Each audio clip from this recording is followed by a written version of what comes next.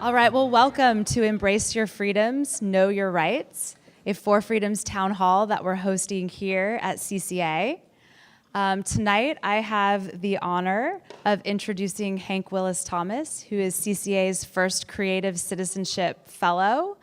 And I'll give you a little bit of background about Hank and For Freedoms, but we're excited to have you here, and we hope everyone feels comfortable to participate tonight. If you're standing in the back, there are absolutely seats. There are 3 here in the front. There are 2 in the second row. There's 1 in the third row. Please come and sit. Don't be shy. There's space to fit. We have a few extra seats on this side as well.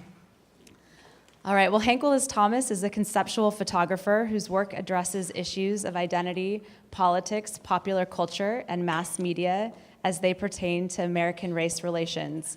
He grew up in New York and earned a BFA in photography and Africana studies at New York University's Tisch School of the Arts, and an MFA in photography along with an MA in visual criticism from CCA, and we're excited to welcome him back. His work has been exhibited throughout the United States and internationally, and some of his collaborative projects include Question Bridge, Black Males. Chris Johnson, who's the head of our photography department here at CCA, was one of the collaborators on that project, as well as In Search of the Truth Booth, and For Freedoms. And Hank's work with For Freedoms is what brings him here tonight, and we're really excited to be part of the For Freedoms 50-state initiative here at CCA, and we've been having activities taking place throughout September. And thank you for being here for our second town hall event tonight. For Freedoms was co-founded by Hank and Eric Gottesman in 2016 as a platform for civic engagement, discourse, and direct action for artists in the United States. Inspired by artist Norman Rockwell's paintings of Franklin D. Roosevelt's Four Freedoms, part of a speech from 1941, freedom of speech, freedom of worship, freedom from want, and freedom from fear, the project seeks to use art to deepen public discussions of civic issues and core values. And at CCA, we've really been investigating freedom from fear, and that's one reason we wanted to plan this Know Your Rights town hall event tonight, because we felt like through education, we can all hopefully have less fear as we're operating out in the world. This year, For Freedoms launched its 50-state initiative, a new phase of programming to encourage broad participation and encourage conversation around November's midterm elections. And that's why we're all here tonight to participate. So thank you for being here, and I would like to introduce and welcome Hank Willis Thomas.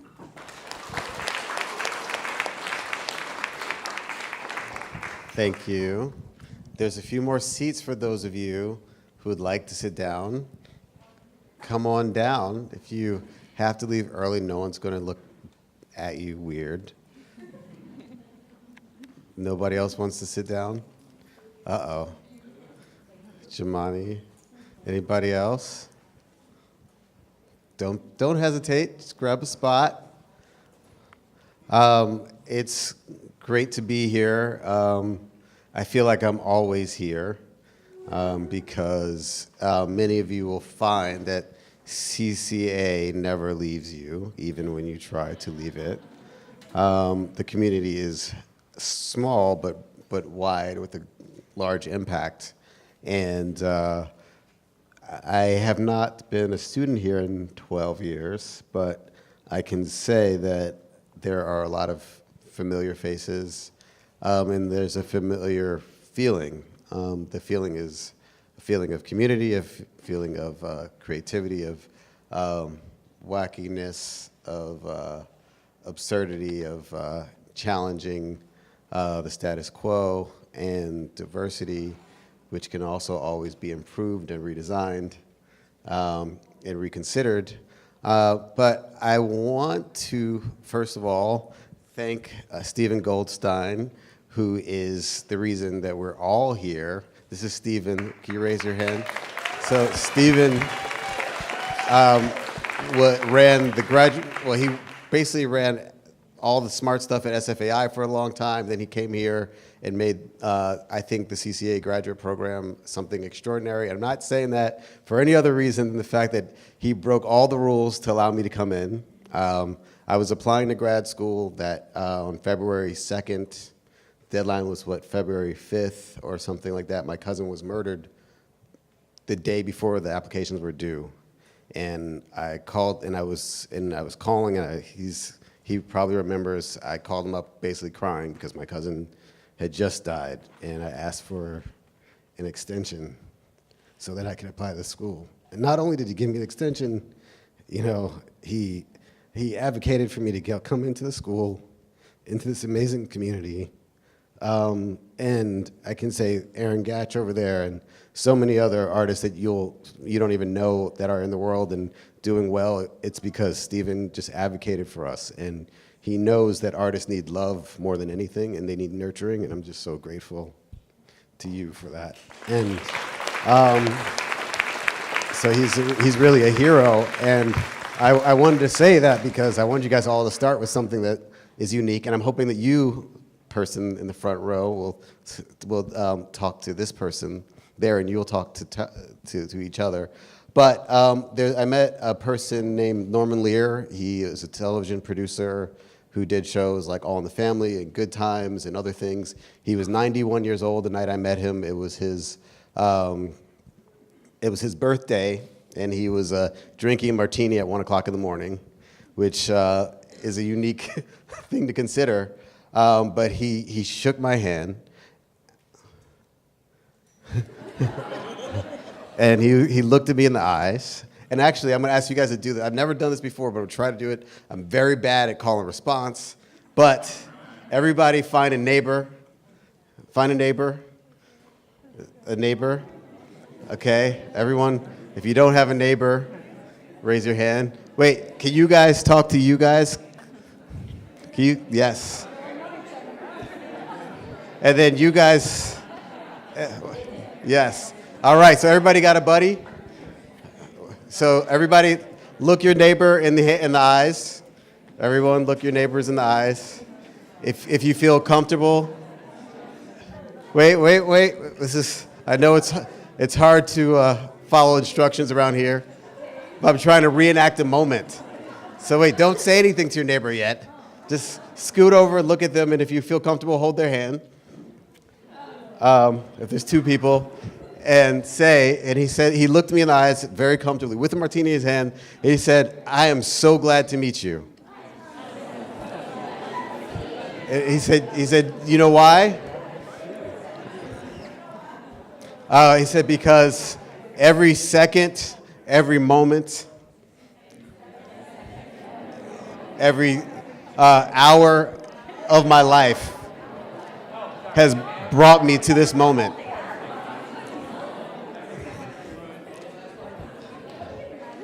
And I am so grateful for that. And I got to tell you, to meet somebody who was 91 years old, who was aware that every choice we make, good and bad, is a choice that can bring us closer to someone that can change our lives, means that every moment and every choice we make is a magical choice. And so all of us came here together from this place and that place, and I'm just so grateful for all of you for being here. And that's really what Four Freedoms is about. It's about all the choices that we make to come together. There's many ways in which we diverge, but if we really appreciate the times we come together and the things that we have in common that bring us together, I think we might be and stay on the right path. And that's why I always come back to CCA, because I know that there's going to be someone in the room that's going to break rules and change my life. And I think Congressman John Lewis says that we need good trouble. It's not just about making trouble, it's about making good trouble. And that's what Four Freedoms is. We called up, went to Steve Beal's office and said I wanted to do this project with colleges and universities and museums in all 50 states. And he knew that he could not say no, because I was just so enthusiastic about why CCA was so important to that. And then I went to like 40 other places. My friend Eric went to 40 places, and my friend Emma went to over 200, 350. She just cold called people, because even though she's from, I don't know what generation you are, you recognize the power of calling people on the phone. which is what happened when I called Steve. He heard in my voice that I was a person, not just words on a paper. And I think it's what we can do when we meet people in person, we call them up, rather than expecting every electronic engagement to be something that actually inspires human treatment is amazing. And part of that is that we now, Eric just did a town hall at RISD just a few hours ago. We're going to LA tomorrow, and I'm going to be in St. Louis for a town hall. We have over 150 billboards up with artists like Rashid Johnson. The store is called Union Los Angeles and Undefeated on La Brea. They gave us a store to do a pop-up for 3 weeks on next to Stussy, which is literally just from us showing up like, hey, we're doing this art project. And they're like, well, we'll give you a billboard and a storefront. And do we know what to do with it? No. So I call up my friend Albert, who also went to CCA, and I'm like, you're a designer. Here's a space. Do something in it.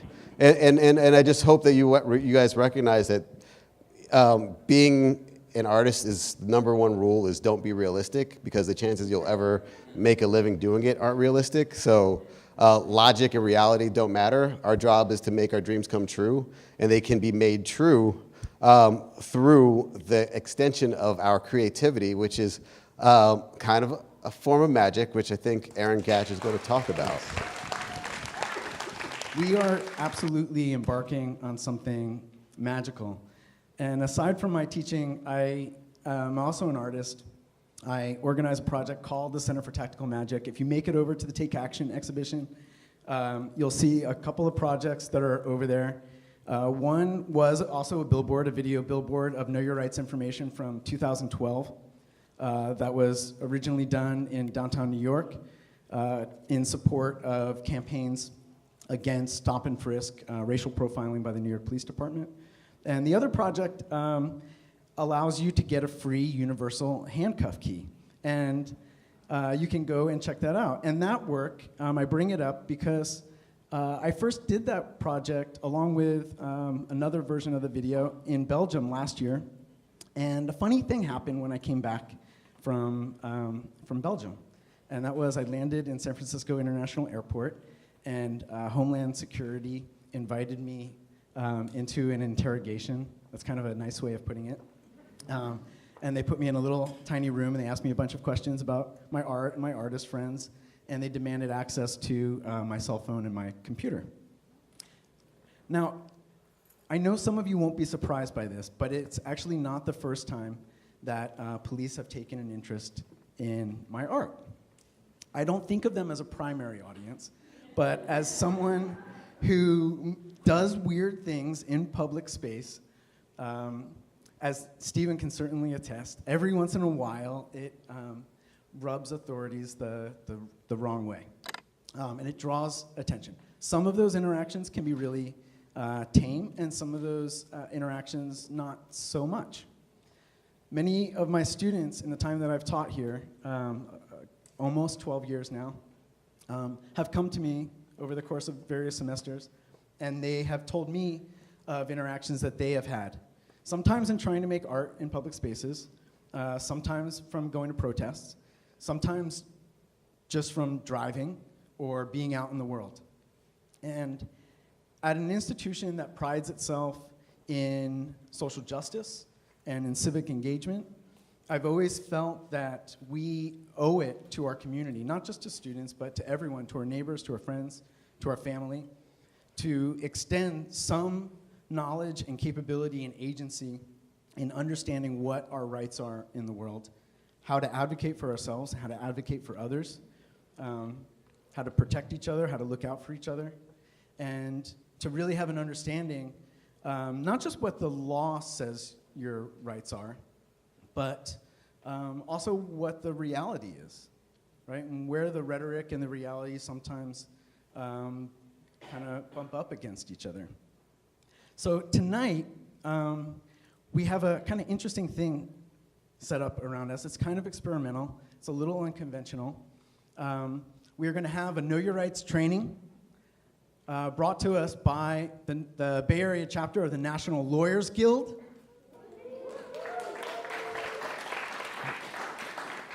and I'll make former introductions of the lawyers from the National Lawyers Guild following a kind of town hall style discussion that we're about to get into. But first I want to ask a couple of questions. How many people here are students? How many from CCA? Either faculty, students, staff. How many from outside of CCA? Okay, how many people here have ever been to a protest? See, I knew this. I took one look around this room before we even started, and I was like, I felt so sad for the rest of the Bay Area, because I was like, the most beautiful, intelligent people are all here right now. And what does this mean for the rest of the Bay Area? They're suffering. They're suffering. I feel it. A slightly more sensitive question. How many people here have ever had an encounter with law enforcement? Have ever been stopped by the police? And that's quite a large number. How many people here know of someone, maybe a friend, maybe family, maybe yourself, who feels like that person's rights were violated in that encounter? That right there is pretty heavy. To signal that openly in public space, in a conversation, I think is pretty amazing.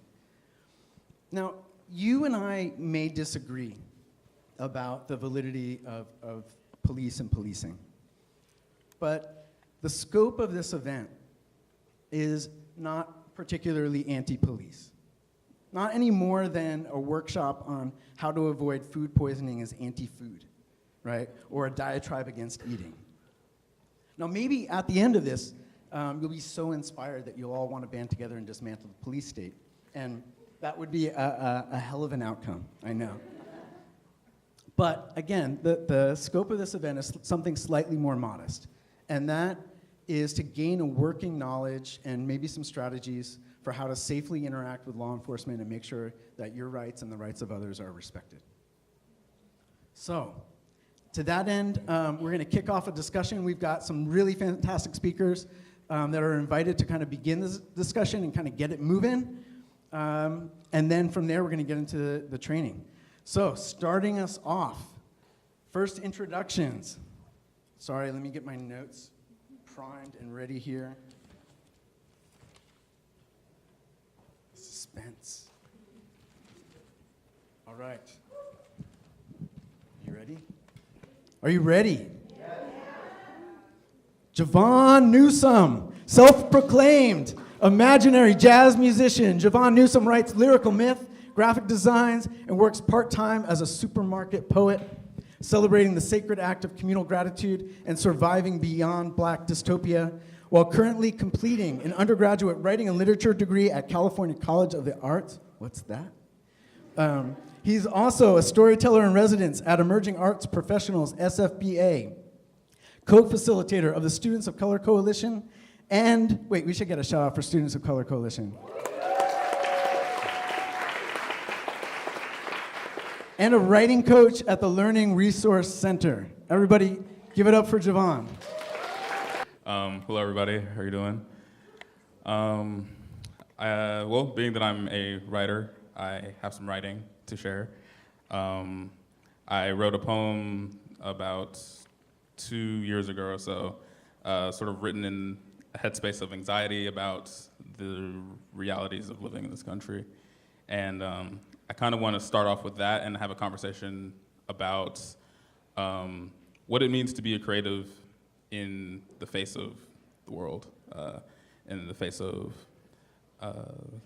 not only political anxiety, but also just the real threat of oppressive danger. What is the role of an artist in the world like this? Is sort of one of the questions I want to talk about today. So I'm going to start off with this piece. It's not very long. It's called Peak Season. Cold, because the winter shows its face, sets the fireplace ablaze, and the fireplace is earth, and the fireplace is snowfall stinging at your cheek, and your nose turning red.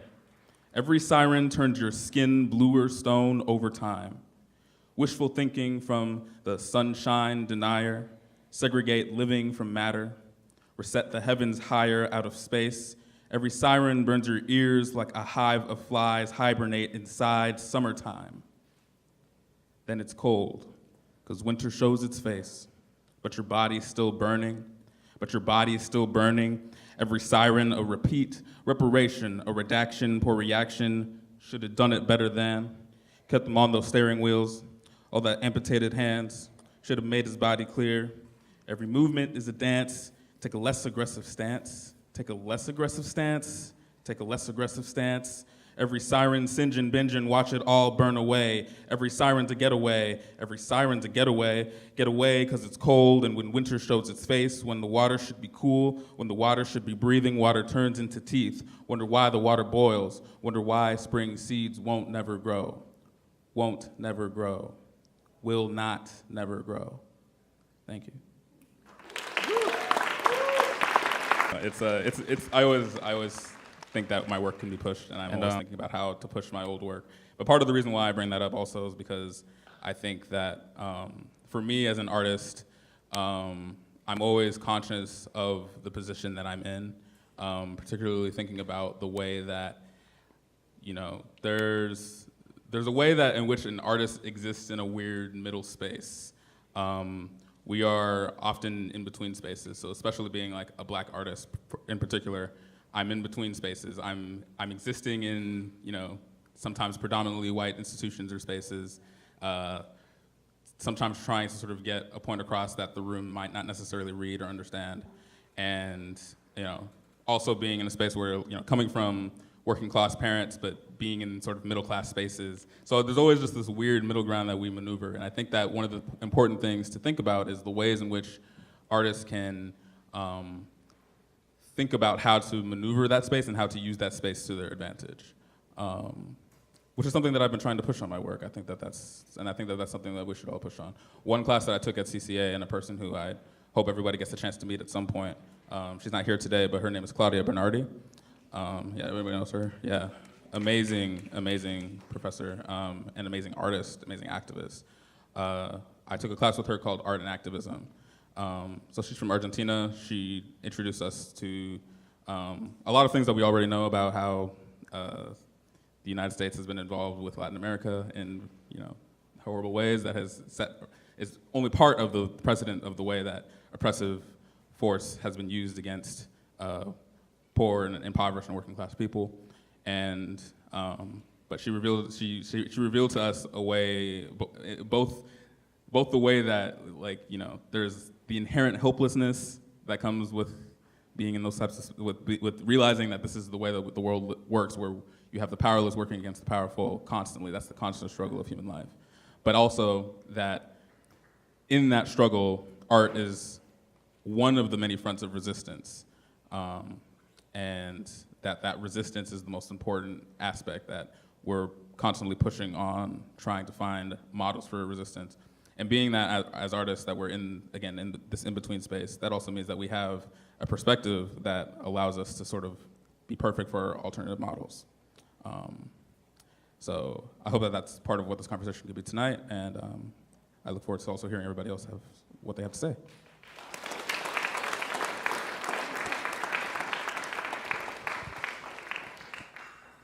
All right, next up we have Shaghayegh Cyrous. Shaghayegh is an Iranian artist and curator based in San Francisco. She studied fine arts at the University of Science and Culture in Tehran, Iran, and graduated from MFA Social Practice at CCA in 2017. In 2011, Shaghayegh moved to the Bay Area due to political tensions in her home country. Since then, her work has dealt with the experience of cross-cultural communication and translation, addressing the predicaments of estrangement and distance caused by political and cultural power dynamics. Her projects incorporate interactive, time-based strategies such as social practice, socially engaged art, and participatory performances, as well as digital technologies such as video installation and live video chats to create poetic spaces and opportunities for human connection. She has exhibited, performed, and curated internationally in various venues in Europe, Iran, Mexico, and the US, and she is currently working as the programming associate at Aggregate Space Gallery in Oakland. Thank you, that was so long. Thanks everyone for being here, and thanks for inviting me here. Before, since Hank and everyone mentioned Claudia Bernardi and everyone who inspired, I just want to also mention 3 names. 2 of them are here. I want to say thank you so much to Tarana Hemamim first I came here 8 years ago, and then 3 people believed me also that I'm here. One of them is Tarana, one of them is Ted Purvis, who passed away and we lost him, and one of them is Suzar Cockrell here. Thank you so much. And many, many other people at CCA who knew that they can believe you. I just wanted to say that. But when Aaron told me to talk, I wanted to mention also, I'm from Iran and I moved here 8 years ago for many political reasons. And I was thinking about what I can address more, and I'm going to more focus on refugees and exiles and immigrants who are here. How many of you are immigrants? Oh, that's really short, but that's fine. It's good to hear. The experiences that I had was it's good to hear that, but like some of them are not also related to immigrant directly. Maybe I can just read the questions. I wrote a lot of questions when you asked me. So from 8 years ago that I moved here, I was dealing with so many questions like how I should know my rights in the new country, with a new language, with a new legal system that I had no idea of. How can other immigrant experiences be helpful to me? How can we measure the situation? How can we choose a reliable lawyer?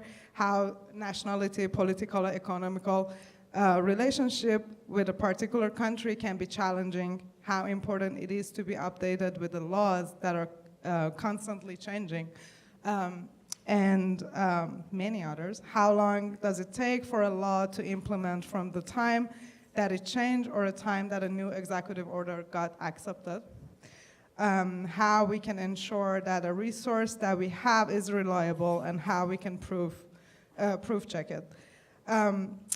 These were and so many other questions that I always have still coming up. But one situation that I had that I want to kind of share with you guys that have everything, all these questions also in it, was the time, so I'm working on a project. When I moved here in 2011, after a while I worked on a project with my mother, actually, that we gathered all women weavers around Iran from different villages, give them voice and change the power dynamic of who are the weavers, actually. Because the government in Iran were not really supporting those kind of weaving that called Klim. And the reason why they were thinking it's out of fashion. So we were like, oh, what should we do? And then I was in the social practice program, so I was learning a lot about a lot of different projects. So we started, we were like, okay, maybe we should make them bags. So we turned them to bags. That's one of them, River is showing. I know. So each of them has an ID saying who weaved them and where they woven, and then what's the pattern name. And then they're from different villages that a lot of people don't know. I didn't know half of the villages also. And they weave them based on a memory and a song that they memorize, and it goes generation by generation. The reason I'm explaining this because when I was here, so I was working on this with my mom, and then the bag, and I was like, okay, send me some of the bags so I can see them, because I cannot see my mom because I'm an exile kind of. And then she sent me, so we were like thinking about how this project can go on. When the third time at the beginning, it was come true. It was the president was different in the United States, so it was coming and going. And then after a while, when things change in here, the Iranian government actually said, well, you cannot send these bags over there. And these are carpets, you cannot send the carpets over there. When I came here, the US government seized them for 4 months, and they said, well, these are not carpets. These are bags, actually. So it was like between this funny situation between both of the countries that they were saying, no, these are carpets, these are not. So, and I was in between them. I went, and this was really funny because I didn't know anything about all this. It was, I was going to the airport, the US Custom Border protection, and I was like, no, this is a project that is very like attached to me. It's like very emotional. I was like so crazy with that. And they started telling me a lot of things. They started telling me that, well, I vote for the current president.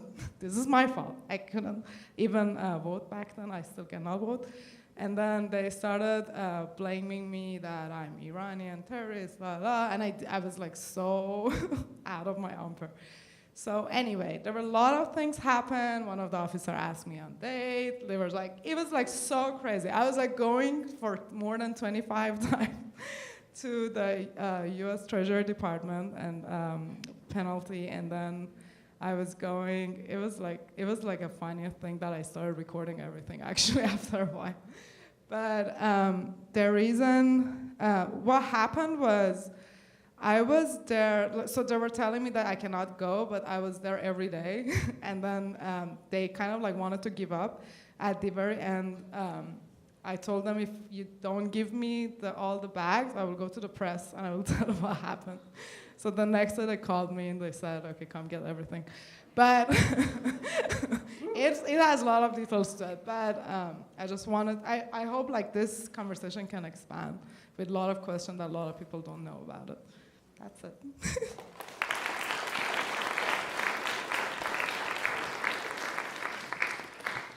All right, next up, we're going to turn the mic over to Zoe Samudzi.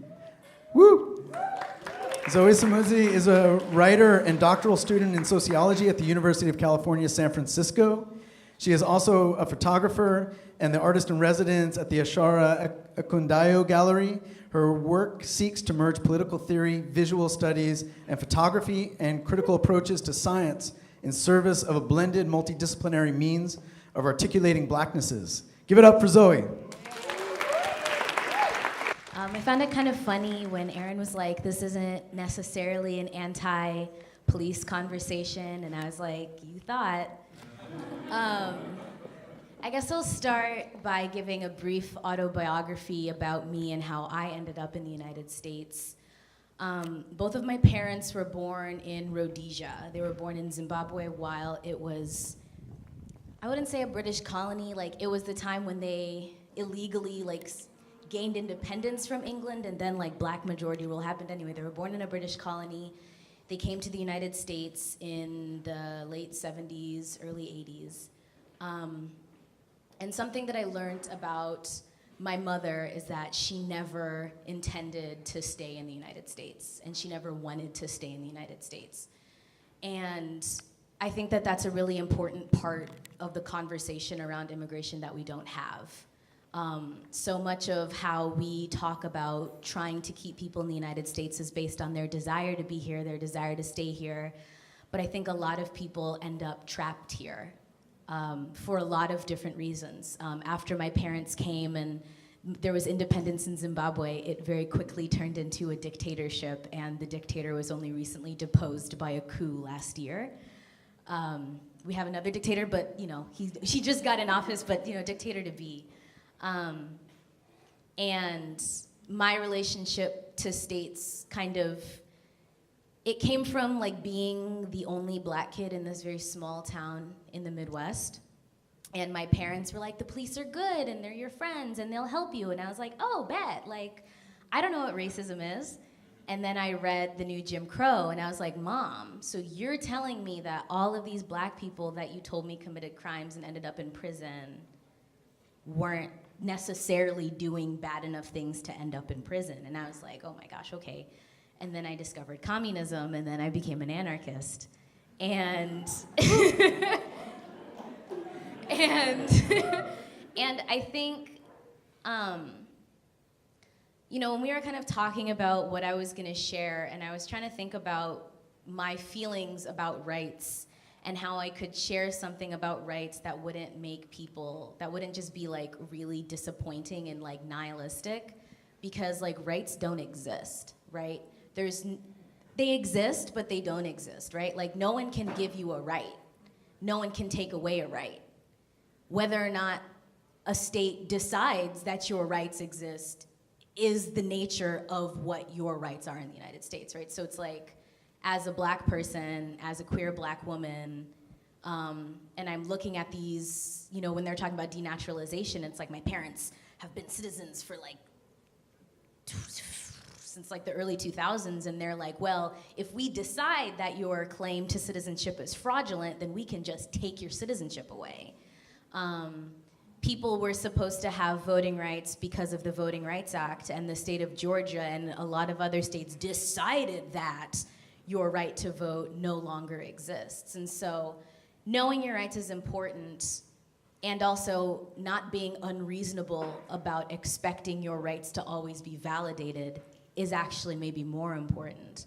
And so I guess this brings me to like my nihilism, right? Where like destroy America or whatever.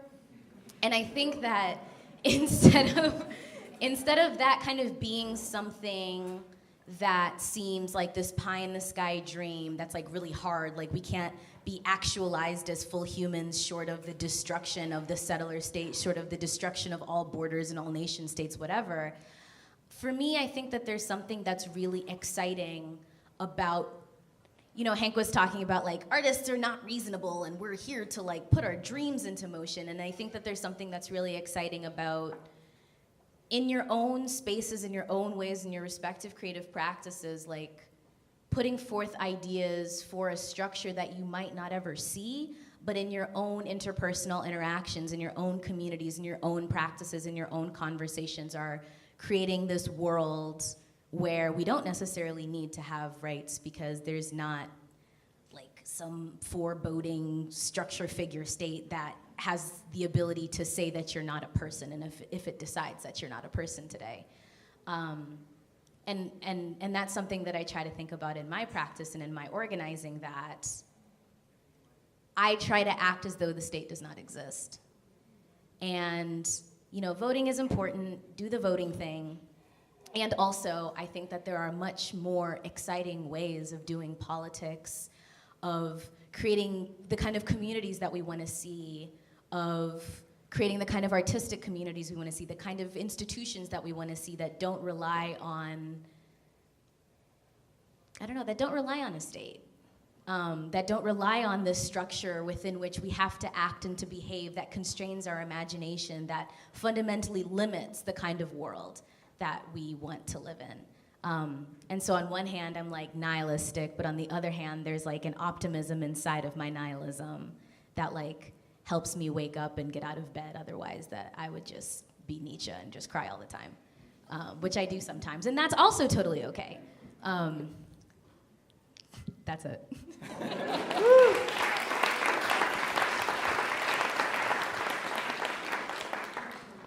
I'm pretty sure you're not the only anarchist in the room. Not that accounts for a segue necessarily, but next up is Eduardo Valadez. Eduardo is a Mexican artist from the Coachella Valley, currently working in Southern California and the Bay Area. His work is primarily community-based, focusing on interactive and collaborative projects with a multidisciplinary studio practice that involves creative writing, painting, drawing, collage, and performance. He is also an educator and has collaborated with nonprofit arts organizations and schools such as Kala Art Institute, Rise Youth Center, Riverside Museum of Photography, Oakland School for the Arts, and also a graduate for CCA, which I noticed is not in your bio here. But Eduardo Valadez, everybody. Yeah, I'll need to get someone to edit that. It's really long. But so I also, when I got the email from Aaron and was invited to come and speak, I was a little nervous, and this happens to me a lot, even though I have this conversation and have been in these sort of conversations before. And so I was thinking a lot about that today on my way here. And I was thinking, you know, maybe it's just nerves, maybe it's anxiety, maybe I need to smoke some weed or drink a beer or something. But it was none of those things. I realized that the reason that I always get anxious when I come and have these conversations and speak about these topics of freedom, our rights, who we are, identity and stuff is really because I have this sort of outer body experience when I'm speaking about these topics, because I'm an immigrant, first generation immigrant from immigrant parents. I grew up really close to the border, and then I went to college and I came to CCA, very different place. So growing up as an immigrant, I was always sort of told that anonymity and being invisible was like what you wanted to be.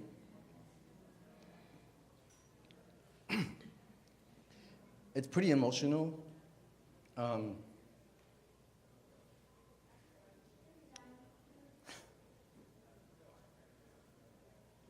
This is the first time I say this out loud, so it's very hard to say that and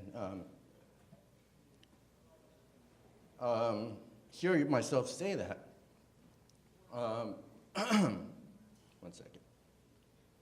I think maybe we should all take a deep breath. This has been a very serious conversation all along, and I think maybe we should all just take a moment to just kind of take a breath.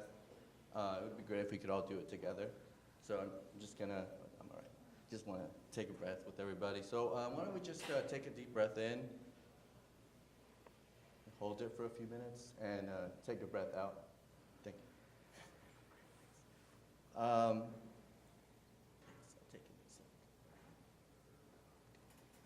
Okay, that helped me a lot, so thank you guys.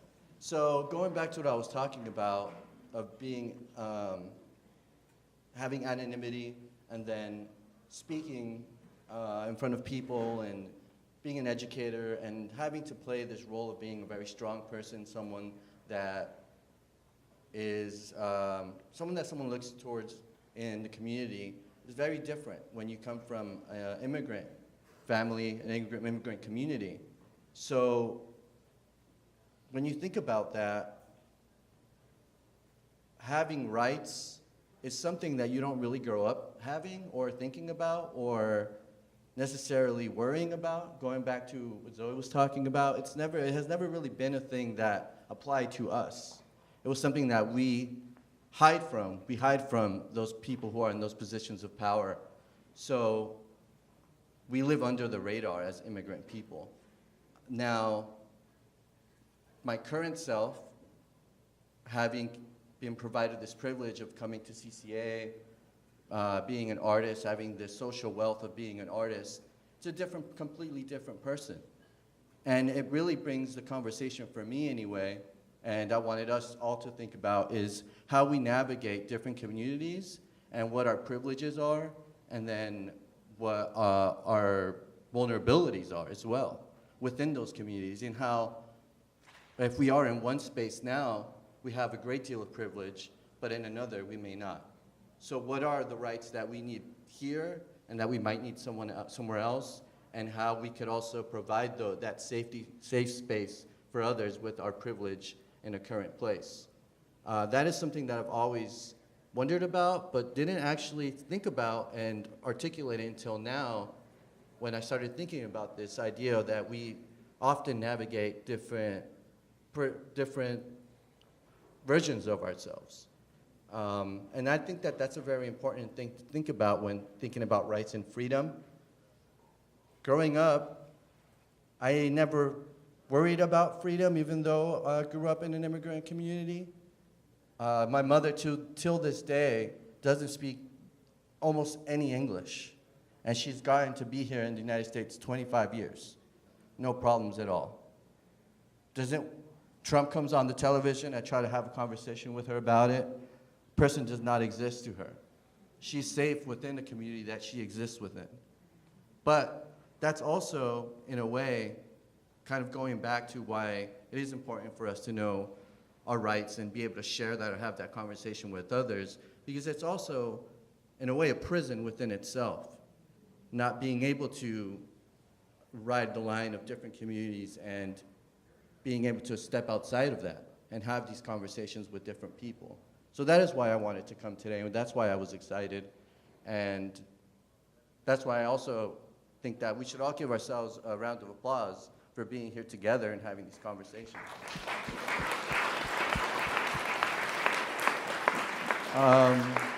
What else could I say, really, about that? I think that's it. I think that's all I have. Thank you, Eduardo. We have one more person, and then we're going to move into a kind of open discussion around issues that you feel are related and how you want to participate. We have Karen Fiss, is a cultural historian whose scholarship investigates the role of visual culture under totalitarian regimes, and more recently, the production of historical memory and essentialized notions of citizenship within the larger machinations of globalization. She was co-curator with Kim Pinder of the exhibition Necessary Force, Art in a Police State, at the Art Museum of the University of New Mexico in Albuquerque in 2015, which interrogated law enforcement's longstanding history of violence and the systemic forces that continue to sanction and promote the violation of civil rights in this country. Please join me in welcoming Karen Fiss.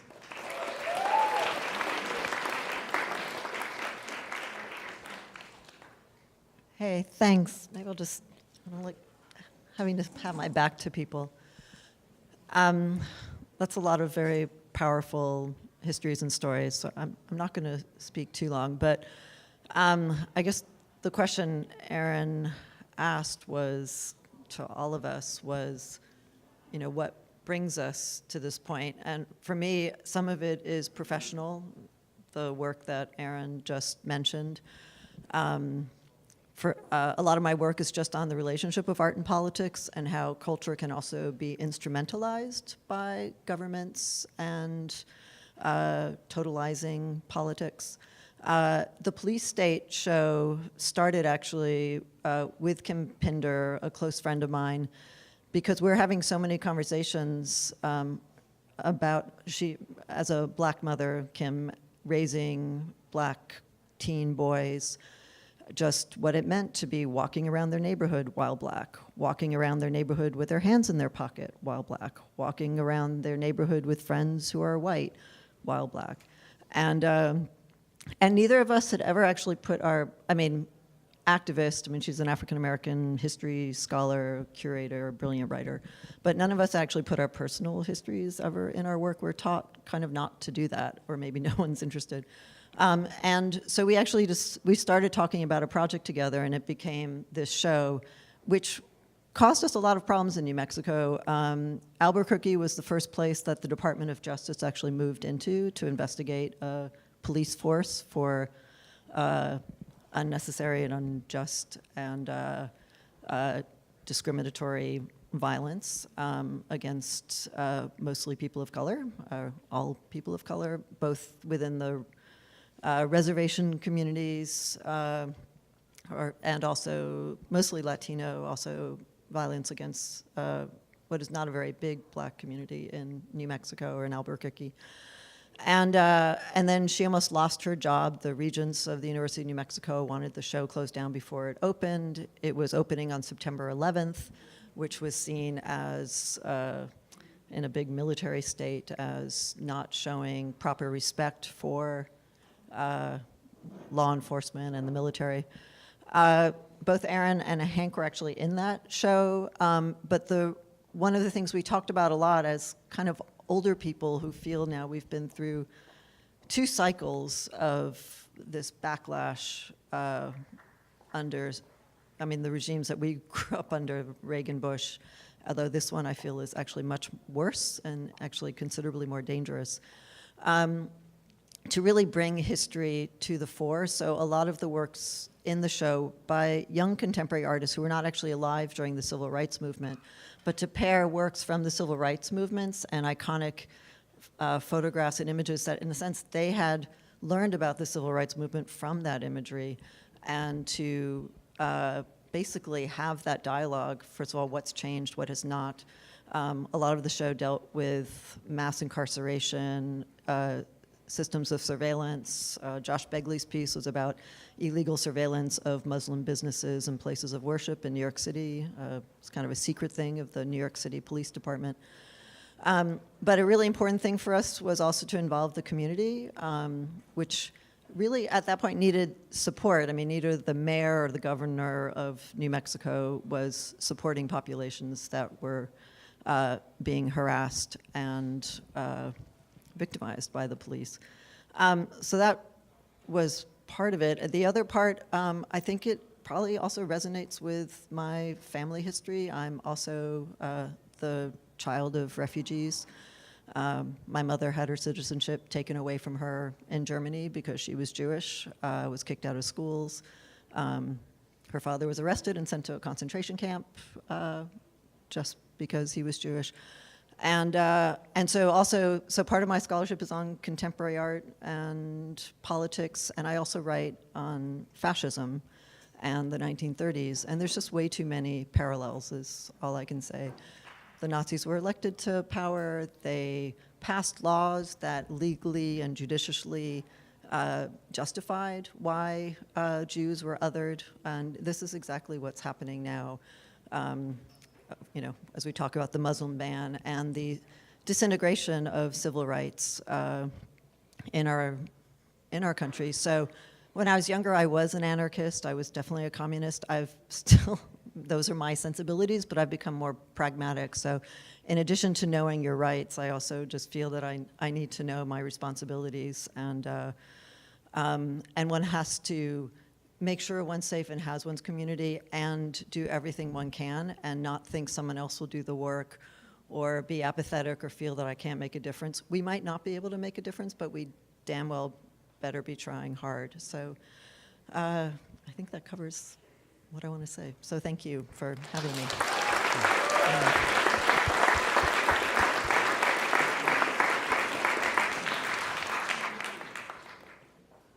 Thank you so much.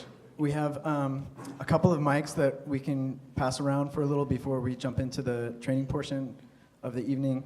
One of the questions that I threw out to the people who spoke already was really straightforward, and it's a question that I want to pose to people here, which is, really, why are you here? Right? What's at stake? Why is it important to know your rights? Why is it important to advocate for other people who might not know their rights or might have their rights disrespected? So if anyone would like to grab a mic, we've got a couple. I know that's a daunting task. If it makes you feel better, you can stand in the middle with everybody staring at you. Yeah. Hi. I'm not sure if I'm really going to be answering the question, but asking another question. The other day, probably most of you know this, but I just feel like there hasn't been enough conversation about it, was the Trump administration talking about erasing the identity of transgender people in Title IX. And I'm a cisgender woman, but like it's like something that really shook me when I read about that, especially because it really shook me, and then I feel as though there hasn't been that much conversation about it lately. When I've talked to people, some people don't realize, or some people realize, but then I feel like there hasn't been that much action to it. And I don't know, it's hard to talk about issues that are so politically it's not a political issue, it's politicized in this more sense that we make it a political issue because some people don't understand what it means to be transgender, and even though I am cisgender, when I first I know a lot from just talking to other people and educating myself. And I remember when I come from a very Republican, not Republican family, but Republican parents almost, you could say, and I didn't learn about the concept of transgender until I was like 16 or 17. And I remember that was around the time when people were talking about bathroom issues, and I had just learned some of my friends were transgender, and I supported them. But at the same time, I didn't know how I could support them. And I remember hearing like arguments from other people who were more Republican saying these horrible things, and I wanted to say something back, but I didn't know how to because I didn't know anything at that point. Yeah, I didn't know enough information. But now I do. But then the other day I was back home with my family, and I had read that article, and I was in another room, and I just was so shook. I almost started crying practically, and I wanted to say something about it, and I still haven't. I wasn't able, like, for me, I can't talk about these things with my family for the fear of, like, my safety of coming back to this school, which I feel like is really horrible to think about. Like, I want to say so many things that would be controversial to my family, and sometimes I do, and then sometimes I have to cross a border and say I can't in this exact moment. And I'm just wondering, like, one, how people have dealt with the news recently about this issue and how they speak out against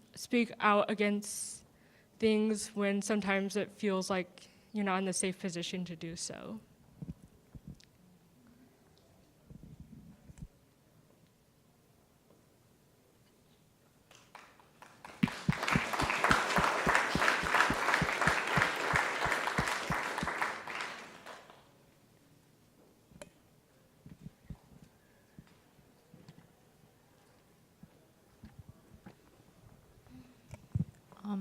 Hi, I'm Franny.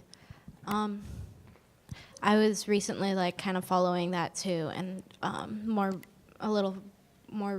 recently I've also been in a similar situation where I've been in meeting people who are important to meet, and learning that they don't share the same values as you, and having to have those values questioned, or your values questioned publicly. And I would say that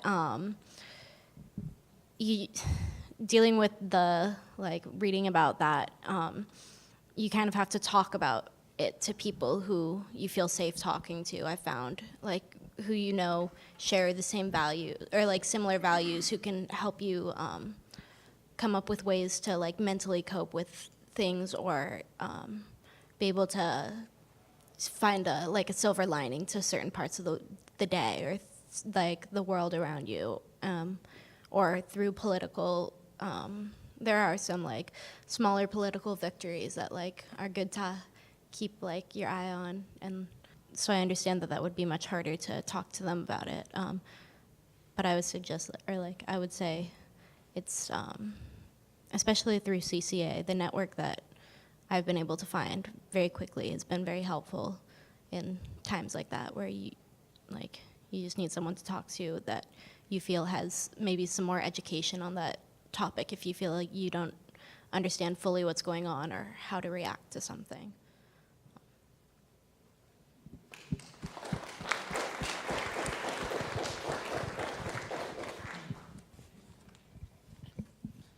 Hello. I have a hard time, I feel you on this conversation, because working in tech, I feel like it's a weird space, because you come into a space where people preach and they talk about how this is a place where you can talk about anything, but when anything happens, for instance, like the transgender conversation, when stuff like that comes up, everybody goes to silence. And it's always, I'm not gonna say it's always, it's like, I work at a tech company, it's like 4 black people, 4. It's not a really big space, but at the same time, when these conversations happen, when these things happen, it's always like, we get looked at. And it's just like, why am I the only person that always have to speak on this? You know what I'm saying? When it's just like, it's dealing with everybody because we have transgender at our job. We have,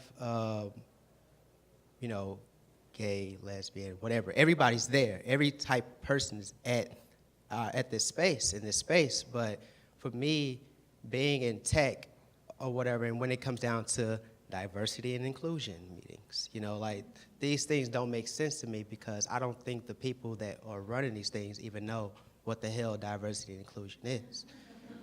When it comes down to it, and it bothers me, it's like, do I have to run this class or whatever?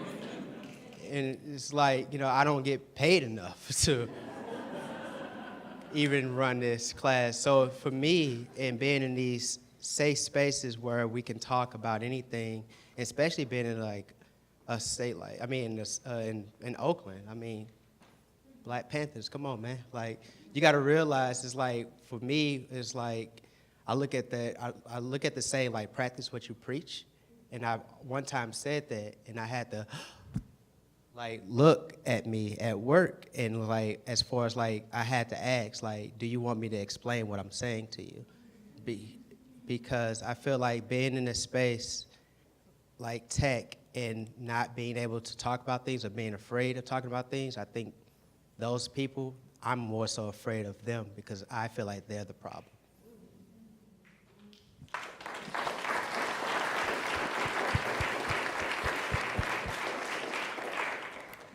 Hi, I'm Christina.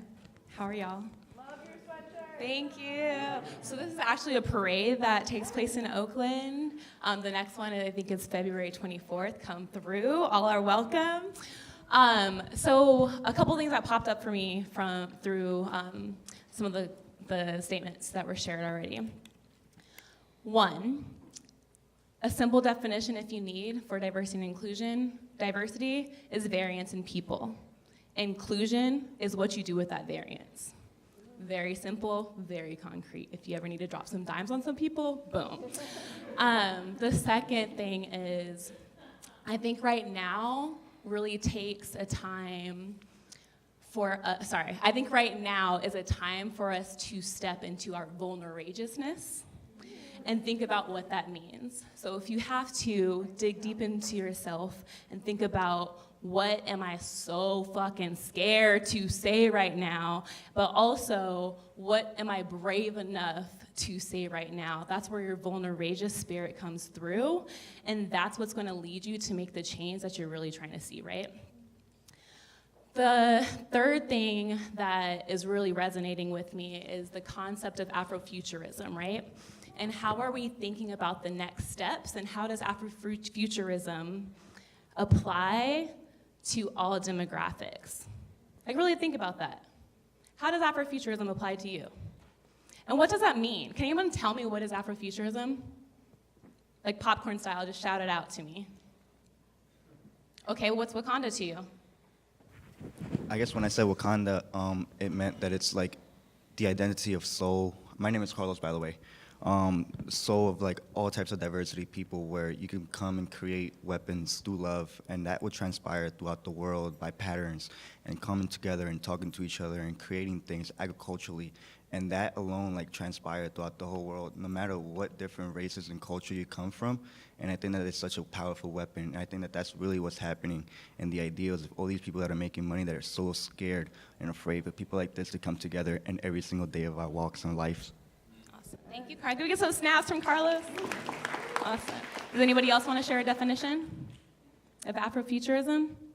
There's no right or wrong. Yeah. I mean, I think one of the most exciting aspects of Afrofuturism to me is being able to take control of your own narrative about who you are and being able to define yourself, especially, you know, I think about how there's so many identities that are designated to us, and Afrofuturism, I think, is a model for being able to, you know, to reclaim, exactly, yeah. So what I'm hearing is affirmation, right? Affirmation of identity, affirmation of community, affirmation of family. That's not just a Black thing, right? It applies to humans. So that, I guess, is a personal challenge that I would like to offer to the community that's sharing space here right now, is to try to like reframe maybe like conceptually like what we think certain terms are, specifically with Afrofuturism, and like how does that apply to us? It's not just a technology thing. If we really think about some of the statements and definitions that were shared right here, and like even how I personally think about it, it's returning to indigenous practice, right? It's affirmation and preservation of language and storytelling, right? And identity that's passed down, an affirmation of that identity without it being something that is given and oftentimes oppressed. It's something that we decide and we share out into the world, and we claim that in a sense that we don't have to be vulnerageous with it. We actually get to step into our full courageousness with it. That's it.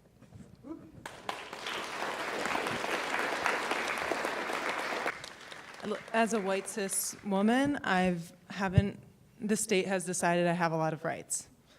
And so I haven't had to question that. And I went through that phase of like guilt, paralysis, and then like the Occupy movement, and then apathy, and now it's just like too much. And we need to recognize that white supremacy is insidious. It's not just these neo-Nazi groups that they're talking about. It's like a cultural thing. It's in all of our institutions. And it's up to people like me to deal with that. It's not up to the oppressed to educate the oppressor. It's up to us. And it's up to us to like all partner together and all ally together. Ally is a word that's like problematic these days, but yeah, I don't really have solutions. I just have a dream, and I have not a dream. Like I have some dreams and some hopes, and I hope that this kind of thing happens more. Just wanted to own that and bring that up. And if anyone wants to talk about like how to be better white people, not that whiteness is really a thing, because I don't know, it's like, also like, I mean, it is a thing, but it's like, and the invisibility of that has been a problem, but it's also like, this term of white is, yeah, I didn't mean that it's not a thing. It's just the fact that like that has been able to be sort of submersed underneath everything we talk about is like a problem. So we need to talk about whiteness too. Yeah, that's it. Good. We're all in this institution right here together as a unity also, and I think that that makes a big difference overall. And I think that when we're trying to put fire under their asses, we're just trying to make some noise. That's what we're trying to do. So that's where I'm going to leave it at.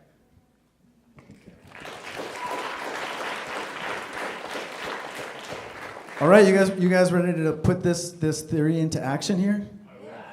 Yeah, let's do it. All right. We have two amazing lawyers from the National Lawyers Guild. If I can get out of this tangle of paper. I had all that time to do this, and here I am. Yes. Jaime is a community lawyer committed to social and ecological justice. She believes that a cross-cultural, cross-functional model of activism, policy, organizing, and law can be effectively used to bring about transformative post-capitalist change. She balances her civil rights practice with transactional law focused on democratically led social enterprises that include worker-owned cooperatives, small businesses, and nonprofits. With nonprofits, she specifically works in the areas of reinstatement, compliance, and dissolutions. Her law office's active vision is to be part of a long-term thriving community rooted in resilience and empowerment. Hazmik is an immigrant Armenian and lives in a cooperative house in Oakland. Hazmik has been organizing with the National Lawyers Guild since law school and held offices as the Far West Co-Vice President, a national officer of the United People of Color Caucus of the NLG, and a current board member of the NLG SF chapter. Hazmik is a part-time faculty instructor with the College of Alameda, and she teaches peace building and violence prevention.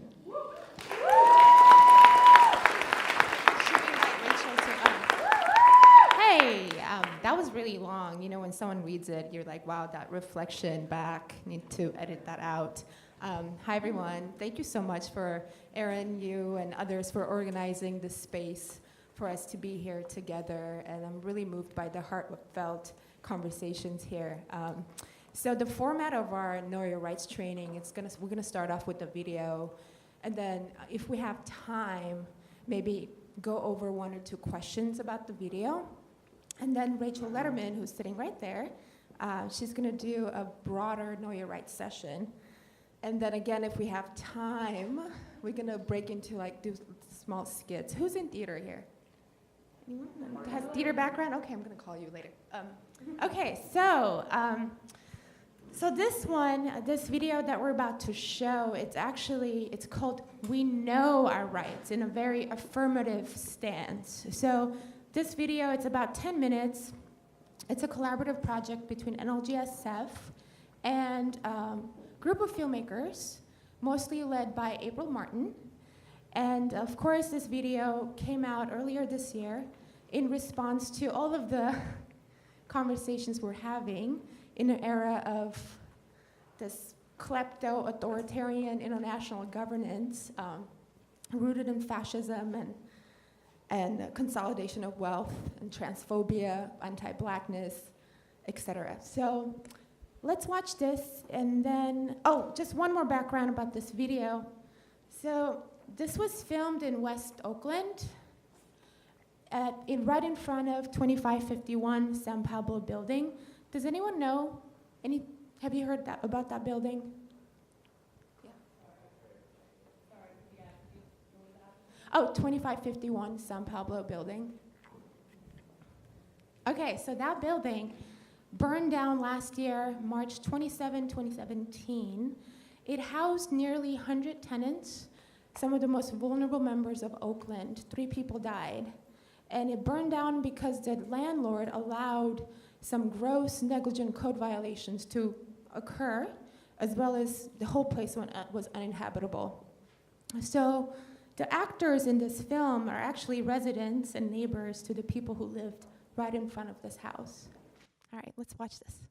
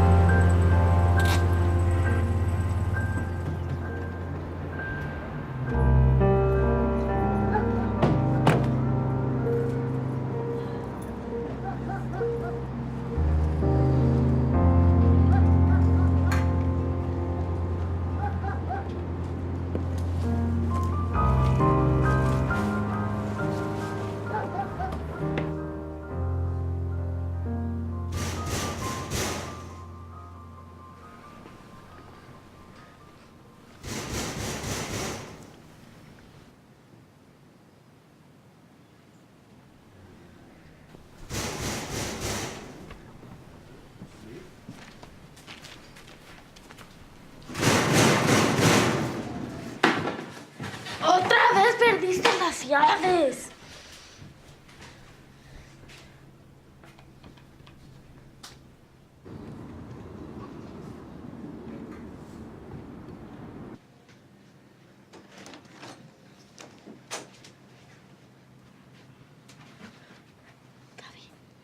Gaby, está la migra afuera. ¿Qué? Está la migra afuera.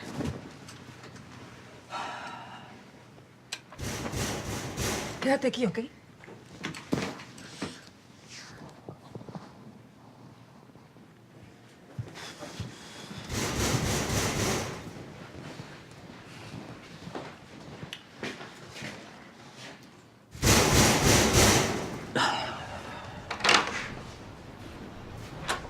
Hi, can I help you? Yeah, hi. Is Jesus here? No, there's no Jesus here. Are you sure there's no Jesus here? Yeah, there's no one here named Jesus. Okay, well, I'm gonna need to come inside and take a look around, so open the door. No, I'm not going to do that. Ma'am, I am ordering you to open this door right now. I don't have to open this door, so I'm not going to open this door. Ma'am, just open the door right now. Open this door now. I'm sorry, but I know my rights. I don't have to open this door, so I'm not going to open this door. Oh yeah, you know your rights? Well, we could just come back with a warrant. Okay, Okay, you can do that, but I'm sorry, I'm not going to open this door. This went on for maybe 15 minutes. I simply refused to open the door. I should say that it was very, very hard to talk this way to these men. You're always told to obey authority figures or else you'll get in more trouble. So it was really, really hard to talk to them like this. But I'm glad I did, because I've seen what happens when other people have let them into their homes. To open the door. I'm an Sir, ICE agent. sir, Open the freaking sir, door now. I'm not opening the door. I'm not opening the door. Ma'am, I'm not. open this I'm door. not. We know Jesus is here. Open the freaking door.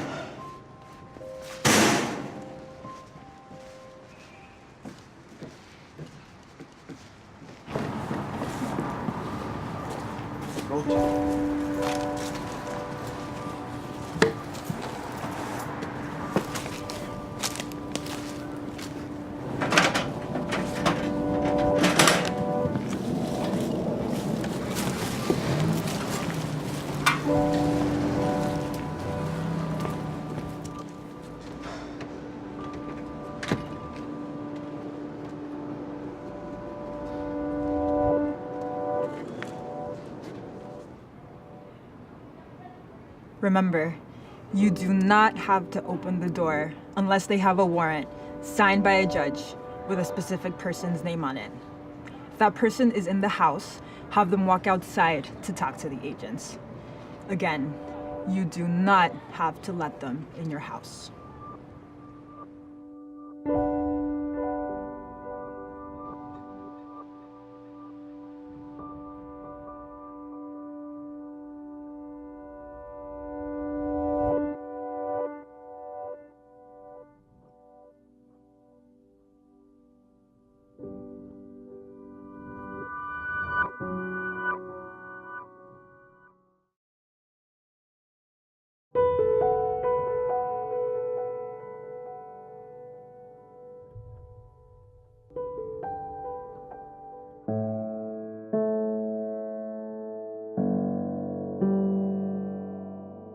Okay, Laura Moreno?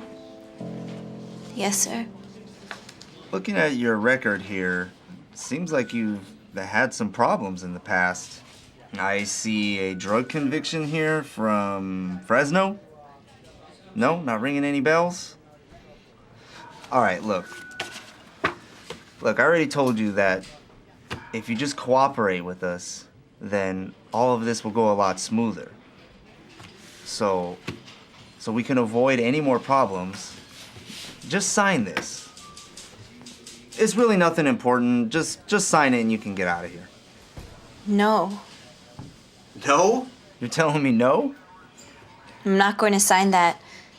And I want to talk to a lawyer. Look, we're trying to help you here, okay? If you just sign this today, then you can get out of here. Don't you want to see your family? Look, if you don't sign this, you're probably gonna end up getting detained for like months, maybe even years. No, I'm not going to sign it, and I want to talk to a lawyer. You want to speak with a lawyer? Unless you want to spend a lot of time in jail, just sign this paper so that you can go. Sign the paper. I'm not going to sign anything.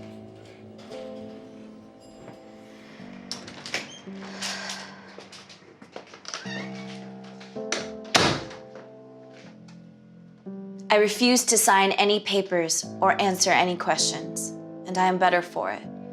Remember, you have the right to see a lawyer. Do not believe anything the ICE agents tell you, because they will lie to you.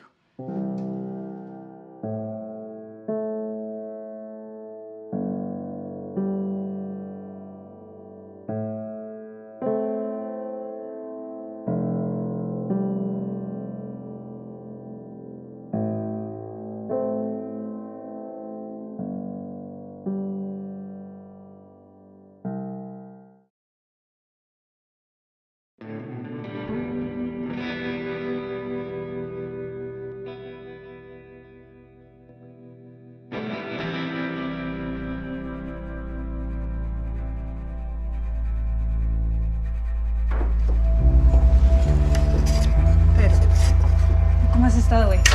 Bien, ¿y tú? Bien, bien cansada.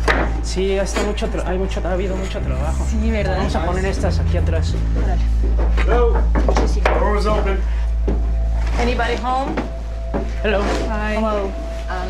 We are looking for Gabriela Garcia. We have a warrant for her arrest. Can I see the warrant? It says it's a warrant.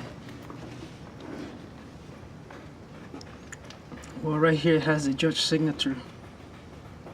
Look, it's real.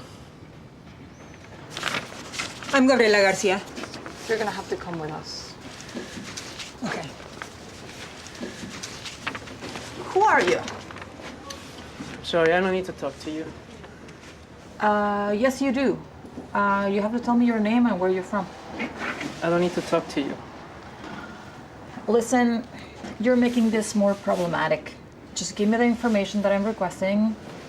Just tell me your name and give me your address. I don't need to talk to you. This guy's a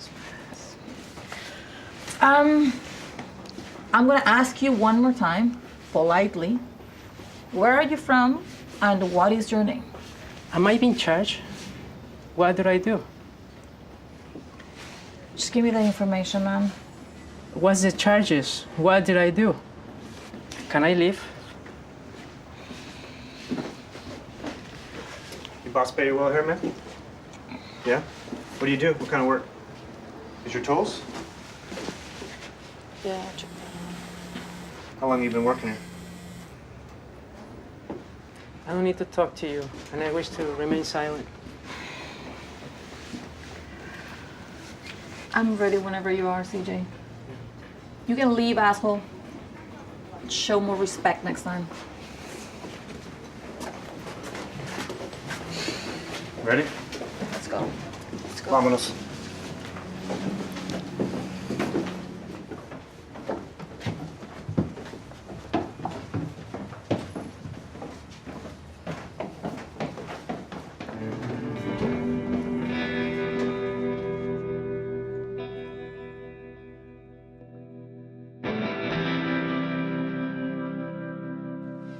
Even if you're present when ICE arrests someone, you don't have to talk to them. If you're not being detained, you can leave. Just walk away, don't run, and don't say anything else.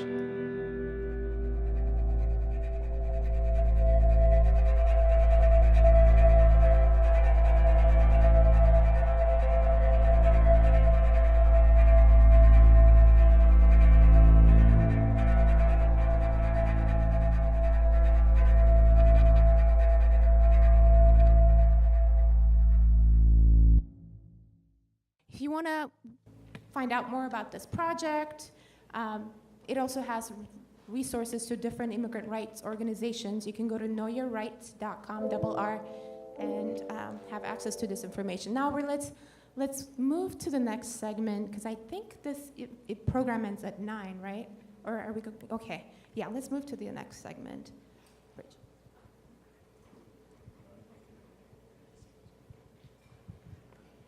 All right, the next segment is going to be led by Rachel Litterman, who has been a people's lawyer based in the San Francisco Mission District for 30 years and now divides her time between San Francisco and Oakland as a member of the Oakland Law Collaborative. She fights for tenants, protesters, prisoners, workers, accident victims, and persons in involuntary mental health commitments. She is a board member and past president of the National Lawyers Guild San Francisco Bay Area chapter and a board member of the Water Protector Legal Collective, the on-the-ground legal team for the Dakota Access Pipeline Resistance at Standing Rock.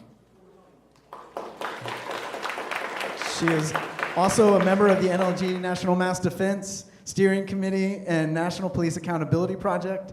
Rachel has successfully defended thousands of political demonstrators and has obtained significant victories in impact litigation to stop police and government repression of dissent over the last 30 years, which has significantly impacted police practices in both San Francisco and Oakland. Please give it a big round of applause for Rachel.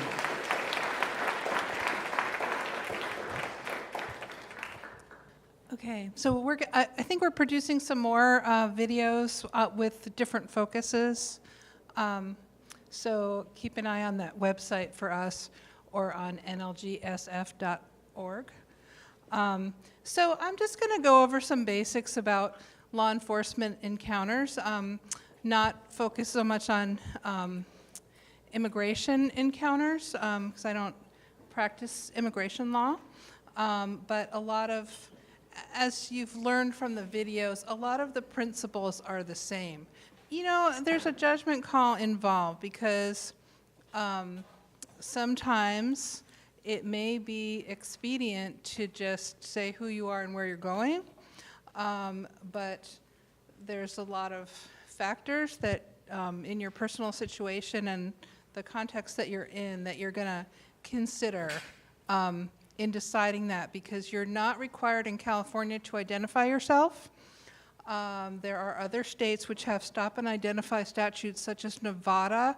If you're in Nevada, you can be arrested for refusing to identify yourself, or you're supposed to show ID. But here in California, there's no crime for not identifying yourself, unless, of course, you're driving a car or other vehicle. Then you got to show driver's license and all that stuff. But you still don't have to answer other questions. So, like this woman here pointed out, when you encounter a police officer, they might just be talking to you and you might be free to go, or they might be detaining you. Detention just means you're not free to go. So how would you find out if you're being detained or if you're free to go? You just ask, am I free to go? And of course, you might not get a straightforward answer from the cop. They might answer you with another question or try to convince you that it's better for you to talk to them. Because in order to detain you, they have to have a reasonable suspicion that you're involved in a crime or something like that. So they may try to intimidate you into speaking with them, but if you're not being detained, you are free to go. And really, usually the best thing is to just walk away, unless, like I'm saying, there's some situations in which it might make sense to give your name and like answer a really simple question. You have to use like some reasonable judgment in the given situation.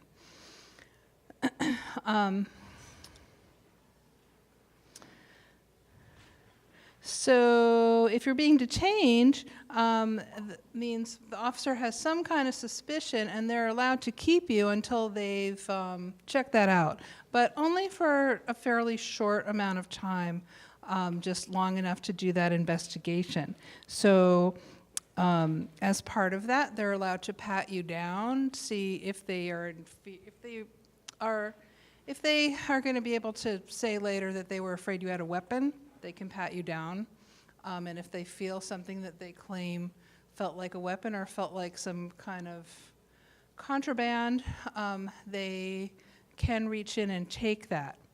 So the thing about this is, well, they're really not supposed to pat you down at all unless they have that suspicion, but what do you do in the situation? If you run away, resist, that's probably not going to come out so great for you. So some of these things are just good to know because later on, your lawyer is going to be able to argue that they shouldn't have reached into your pocket and taken out whatever it was that they found in your pocket. But what's really important is that you don't have to consent to a pat down or any other kind of search. The cop might say in a very like non-threatening way, "Can I take a look in your bag?" What should you say to that? No. So there's, as we know, like our rights are being eroded quite a bit these days. We do still have constitutional rights. We have a Fourth Amendment right against unreasonable searches and seizures. But there's recent court decisions where silence has been interpreted as consent to a search. So it's always a good idea to say, I don't consent to a search. even if the cop says, I'm detaining you, I'm going to pat you down, you say, I don't consent to a search. To be clear that they can only do what they're legally allowed to do, and they can't say later, well, she didn't say anything, so she consented to my looking in her bag.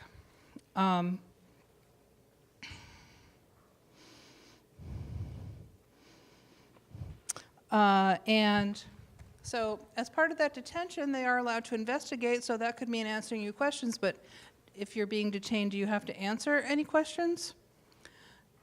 Who knows the answer to that? No, you don't. You still don't have to answer questions. You actually don't have to answer questions if you're being detained. You don't have to answer questions even if you're under arrest. Although if you're under arrest, they can make you give identification. So the difference between a detention and arrest, sometimes it's kind of a fine line. Once the handcuffs are on, you're pretty much under arrest. And the police can only make an arrest if they either have a warrant or they have what we call probable cause to believe that you committed a crime, which is kind of a legal term. It doesn't mean that they always have to be right. You might later be acquitted, found innocent, but that doesn't necessarily make it an illegal arrest. But the officer is supposed to have enough objective evidence to think that you committed some kind of a crime. And so once you're under arrest, they have more of a right to search. They can definitely search your person, they can go in your pockets, and they can search right around you. Anything that's like within your reach is open for them to search on arrest. But it's still a good idea to say, I don't consent to a search, because let's say police come to your house with an arrest warrant. That doesn't mean that they can then go in your, look in your bedroom. They can search your person and they can search the area right near you, and then they take you into custody, and then there may be even more of a search once you get to jail. So everybody sees on TV like that police give this little litany when they make arrests called the Miranda advisements or Miranda warnings. And a lot of times, people who I work with, like who get arrested at a demonstration or something like that, are like, they didn't read me my Miranda rights. But really, that only pertains to interrogation. So they don't have to read you the Miranda advisements unless they are going to interrogate you. So again, even if you're under arrest, you don't have to answer any questions. So if the Miranda is read and they want to ask you some questions, and you really didn't do anything wrong, and you think it's all a mistake, is it a good idea to talk to them? No, it's not. You need a lawyer. If you're under arrest, you need a lawyer, is what it comes down to. And what you need to say is, I'm going to remain silent. I want a lawyer. Let's all say that together. I'm going to remain silent. I want a lawyer. Those are like magic words, and when you say that, interrogation is supposed to stop. Doesn't mean that the police or district attorney or law enforcement agents of other kinds are going to always obey the law. They may start to question you again. Then what do you say? I want a lawyer. What about, okay, so they put you in the police car, and they're like, well, that's a nice bike on your lawn. Do you ride your bike much? Is it a good idea to get into that kind of friendly banter with the police? No, it's really likely to lead to you giving them information that you don't need to give them. And you might not have committed any crimes or anything like that, but you just never know what you say that could be used against you, or it could be used against someone else, a friend or family or someone else in your community. So it's really best to consult with a lawyer before you decide to answer any questions. But what if you got into a friendly conversation with the officers in the squad car on the way to the police station? Does that mean that you have to then answer all their questions? You can stop at any time and just say, I don't want to talk anymore. I'm going to remain silent. I want a lawyer.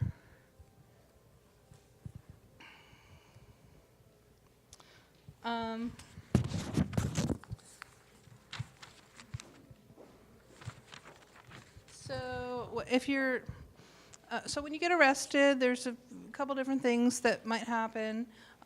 If you,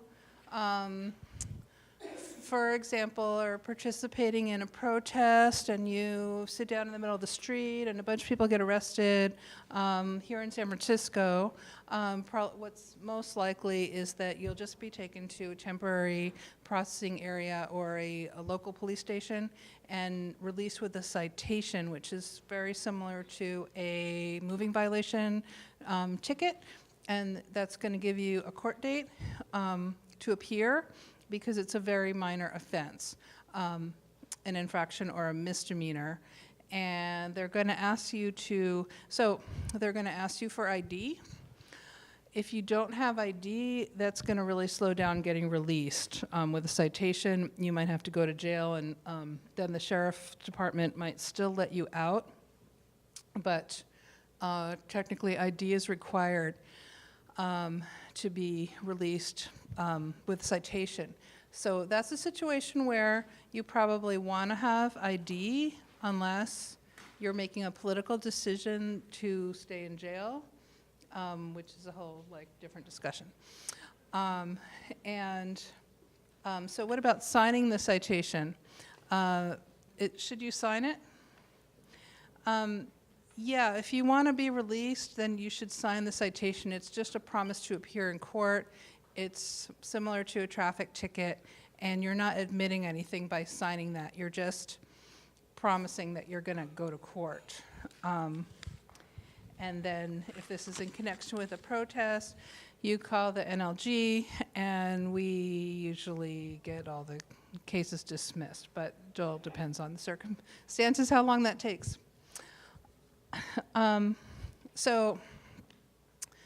So that doesn't only apply to protests, but in California, most misdemeanor offenses that are punishable by only a year or less in jail, though you are usually released with a citation unless you don't have ID or you have some kind of warrant or hold on you. But if it's a more serious offense or they have some other reason to hold you, then you may be booked into jail. When you're booked into jail, there's going to be more searching involved. And your property's going to be taken, and jewelry and stuff like that, and they're going to put that away for you. And then you're going to get asked booking questions. So I just want to make a distinction between interrogation and booking questions and some other kind of interviews that can happen in the jail by agencies that are actually trying to work to get you released. So it probably is a good idea to answer basic booking questions that are like health screening and that sort of thing that the jail asks in order to treat your health or place you appropriately within the jail. And then, well, here in San Francisco, there's an agency called the OR Project or Pretrial Services, who interview pretty much everyone who's booked into the jail in order to try to get them released on their own recognizance, meaning without bail. Bail's gradually being eliminated, but you have to go through an interview with one of those nonprofit agencies in order for them to assess your eligibility to be released without bail. And that happens routinely for every person. For example, if you're being held on a felony in the San Francisco jail. So I've had people get confused either because they've been prepped to like not answer any questions, and so then they wouldn't talk to the OR project, or the other way around, where the cops came to interrogate them and they thought that was the OR project. And so you want to like ask who they are, what is the purpose of if you're not sure, like why are they asking you questions? The kind of questions that OR Project or Pretrial Services is the name of the agency in Alameda County, and may also be involved here because the whole system is changing right now. They're going to ask you stuff about where you work, go to school, do you have family in the area, things to establish that you if you're released, you're not going to leave the area. They'll ask you for references in the local community and that kind of thing. So that's kind of different than what would go on if the police came to interrogate you. So the police are trained to use a lot of tricks to get you to talk, and the thing is that the police are allowed to lie. It's legal for them to lie. They can come in and say, you know, like your friend just told us everything, and so it will only help you if you come clean. And then they're telling your friend in the other room, oh, you just told us everything. And it's all a lie, but they're allowed to do that. They can use subterfuge, they can use good cop, bad cop, they can say, I'm just trying to help you, and if you just answer these few questions, you'll be able to go home. So don't fall for it. What do you need to say? I'm going to remain silent, I want a lawyer. And you're entitled to a lawyer. In a criminal case, you have a right to a free lawyer, the public defender or court-appointed lawyer. You're allowed to call a lawyer or call family or friends to get hooked up with a lawyer. In immigration proceedings, there's not a right to a free court-appointed lawyer, although they're starting that in San Francisco, but you still have a right to have a lawyer if you can get one. So if the police ask to see your phone, so it depends on the circumstances whether you would have to give that to them. If you're not under arrest, they can't just take your phone without a warrant. If you're under arrest, your property can be taken, but they still can't search your phone without a warrant.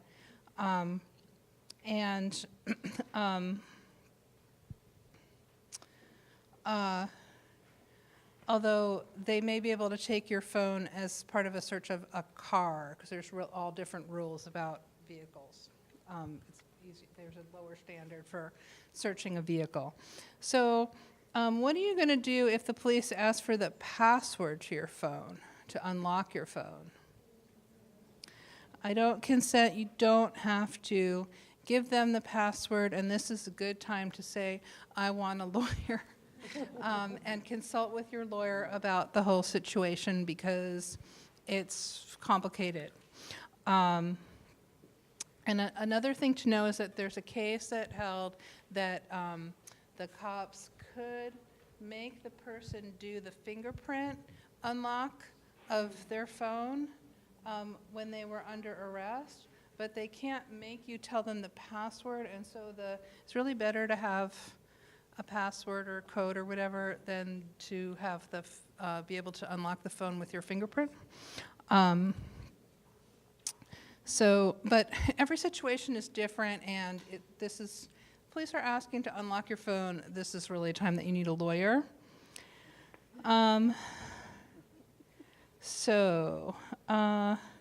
That's most of what I have. Yeah.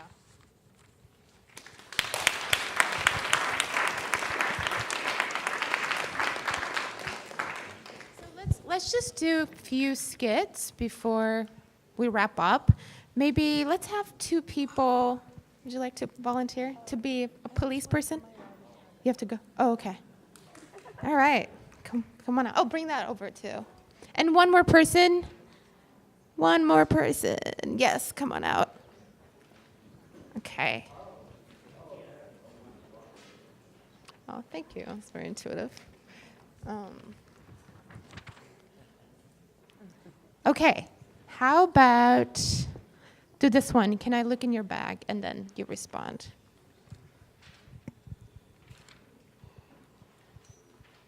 How you doing there? Can I look in your bag? No.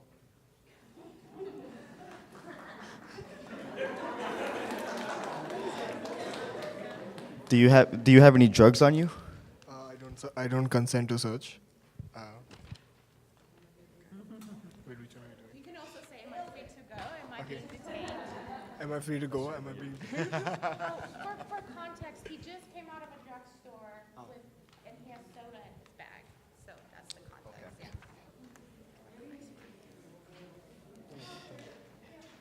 If you just answer a few questions, you'll just be able to free to go. Am I free to go?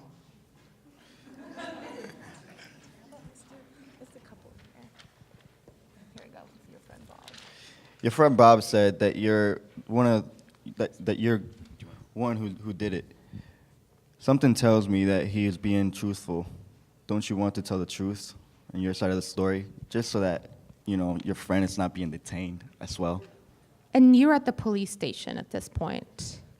You've been arrested and you've been taken to the police station. Lawyer. I would like to stay silent until then. Okay. You can get a lawyer, but you just need to ask a few questions if you like. It's Bob cool. just came clean. I'll wait for my lawyer. Okay. Okay, good.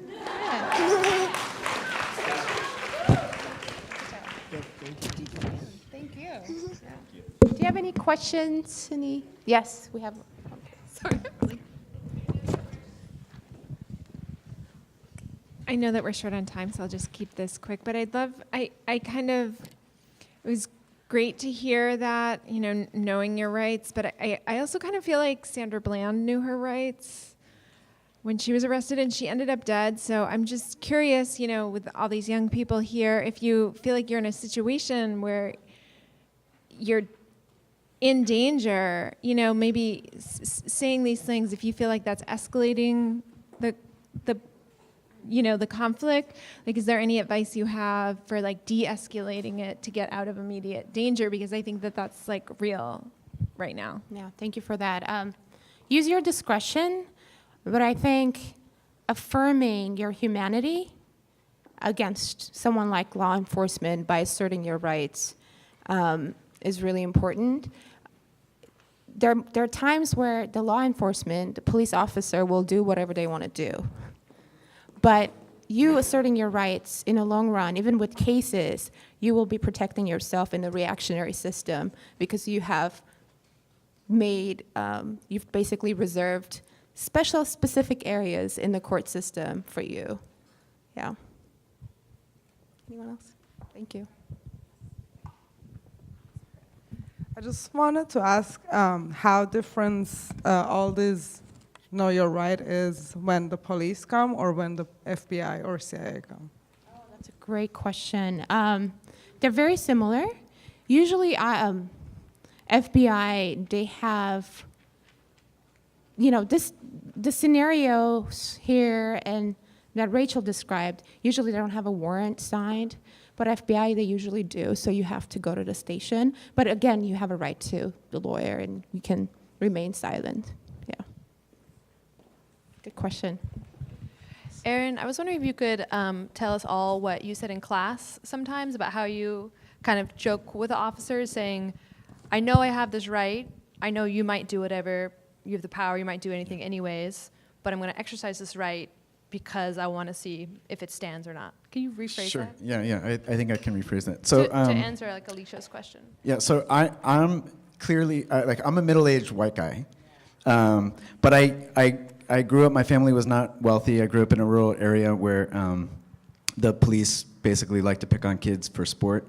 And I was also a skateboarder. Any other skaters in the house? So you learn really, really quickly when you skateboard that the police don't like you.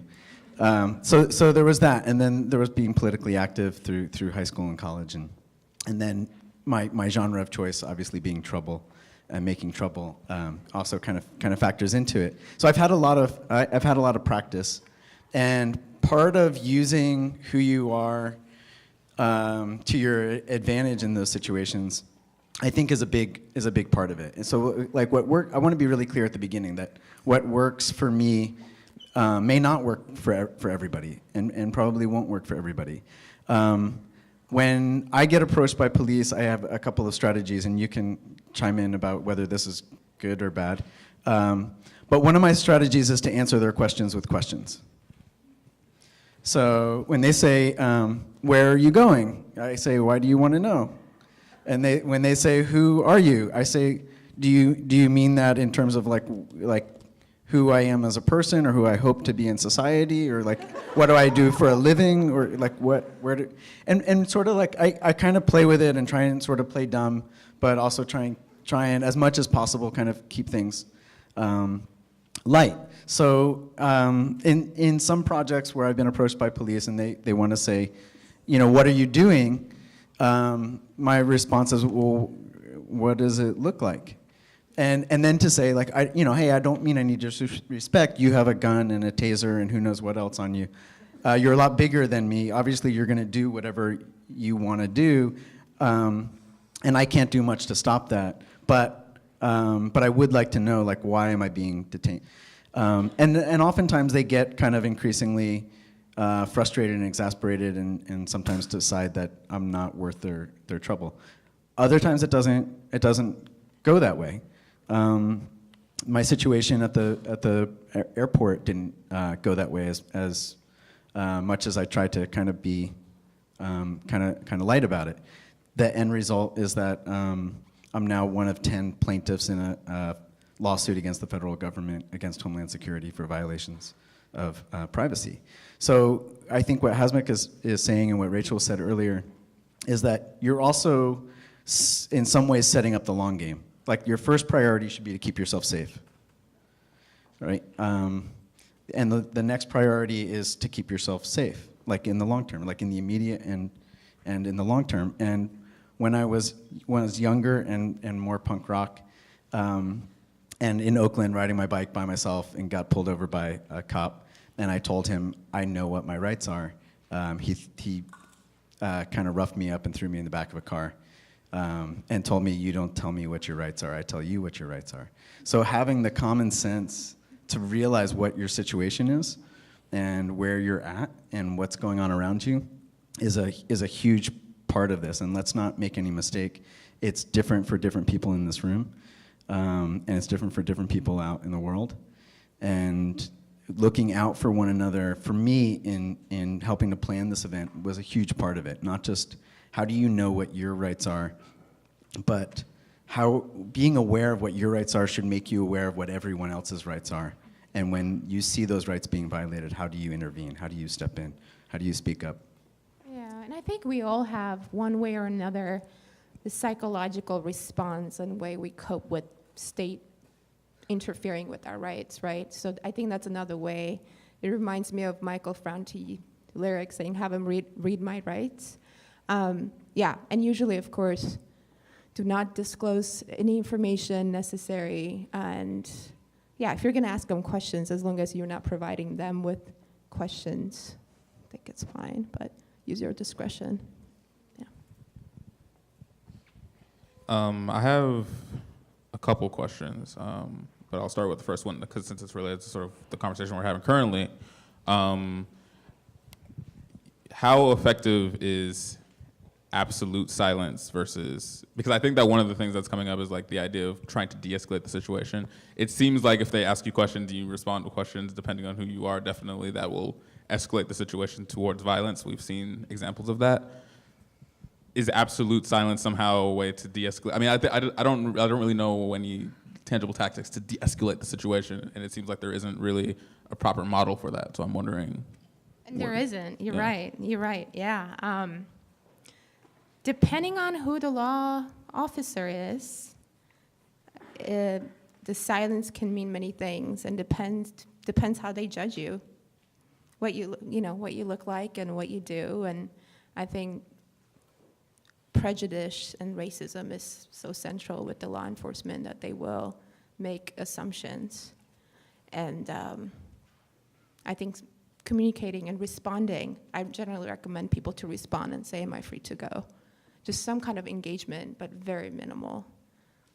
And then my second question is, if you are witnessing a police interaction, what is the best way to, one, advocate for that person in a way that will not also escalate the situation or put both parties in harm? Yeah, bystander intervention is really critical, especially in this era, just any era. And you have a right to film and document as long as you're certain feet away. I can't remember the number right now. Does anyone remember? Yeah, so they can have somebody stand right in front of you and just be really intimidating. They can continue to tell you things like, I don't feel safe with you standing there, and keep pushing you further and further away from where the action is. But ultimately, you have that right to leave your camera on and to continue documenting in a situation like that. And speaking personally, I've gone out with Berkeley Cop Watch before, and I've done police accountability stuff along those lines at protests before, and it can be extraordinarily effective at preventing an escalation from occurring. And it can be really daunting, it can be really scary for you in the moment, but making it clear that you're not interfering and that you're simply documenting in public space. And occasionally, sometimes I've also had good luck by telling them that if they're not doing anything wrong, they shouldn't have anything to fear with me filming them. And I really kind of like that, because it's an argument that I totally reject when it comes to governmental surveillance on everybody else. But when you can use it against the police and kind of throw it back at them, there's like a really nice little pleasurable feeling that bubbles up inside. You summed it up pretty well. Yeah. Anyone else wants to add to this? Okay. So another thing that Erin said in class that I thought was interesting, when it comes to your rights, even if you know you haven't done anything wrong, and it may make things much easier and quicker to answer all the questions, sometimes it comes to, do I really have these rights? Like, I need to exercise these rights, or else do we really have these? So it's kind of like a political statement if that's something you want to do, if you want to bring it up. If they're asking you all these questions, and you know you can leave, you just answer them, but maybe you do want to say, I would rather not answer, I'm going to remain silent. That's a way of seeing if you really have these rights. And Erin, if there's anything else you want to say about that. Yeah, thank you. I think that's what River was also probably trying to get me to say earlier, and it just sort of like went over. And I think this is in many respects where Zoe and I also really see eye to eye on this stuff, which is, and it's something that I've said to police in some of those situations, which is either I have these rights or I don't have these rights. And the only way that I know that I have these rights is by exercising them. And if someone in a position of so-called authority is going to do something to make it so that I can't exercise those rights, then it becomes brutally clear that those rights are in flux, right? That those rights are debatable, and that they shouldn't be, right? Then you end up in a court situation, you end up with a lawyer trying to establish that. But also kind of putting the onus on them in some of those situations, like Summer was saying, like, I'm not going to resist, but you're either going to prove that I have those rights or I don't have those rights, and that's up to that officer. Yeah, and one more thing. The unfortunate reality is that the onus is on us in terms of how the court cases are processed. So the judge looks at how this individual asserted their rights. And so if you don't know your rights, the cases may not actually result in your favor, and that's the really unfortunate thing. So when you can make your political statement, define your rights, but when you say, am I free to go, by saying that, have you declared your rights and released yourself, or do you actually have to wait for the policeman to say yes? No, you don't have to wait for them to say. They're gonna have to say no. You don't have the right to go. If they say something else, you can start walking away. Okay. Usually, that's so fine. that's sufficient. Yeah. Mm-hmm. So there's times where I get targeted as an individual just because of the way I look also from time to time. And I think I already spoke to you about this. Like, I'm all dressed up, colorful as whatnot. Sometimes I wear all black, and I've been avoiding that just for that reason. But now that I'm in a place where I'm a lot older, I kind of enjoy the fact by when I see an officer, I say, how you doing? You know, and I walk by them just to kind of break that ice or that tension. Do you think that kind of like puts me in a position where I'm like kind of poking in a way? Because internally I'm almost doing it, but I know that I'm doing nothing wrong. Also, just to break that, you know, because technically they're peacemakers as well, you know? Yeah. I mean, that's up to you to decide what your relationship with law enforcement is going to be.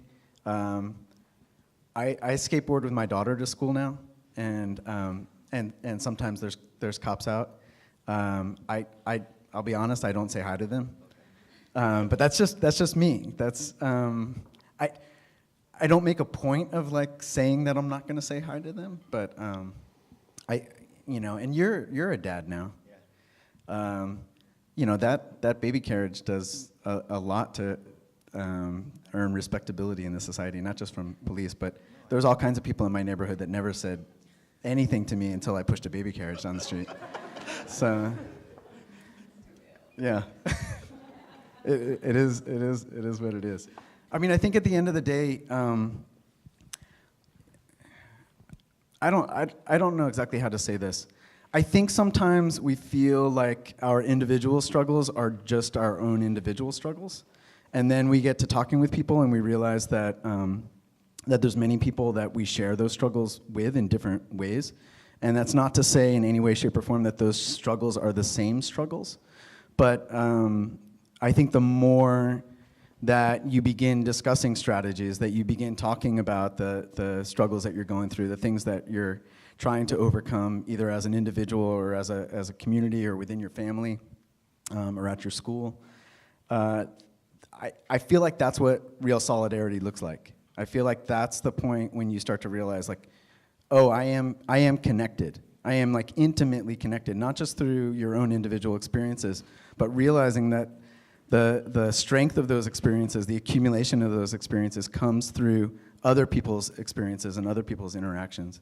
And unless you're talking about it, unless you're advocating for one another, unless you're sharing those experiences, then we're divided. And I think the more divided we are, the more we get torn apart. So I just want to thank everybody for coming out tonight and for being here. And hopefully this isn't the end, but the beginning, right? The beginning. All right. Have fun. Be safe. Look out for one another. Go forward.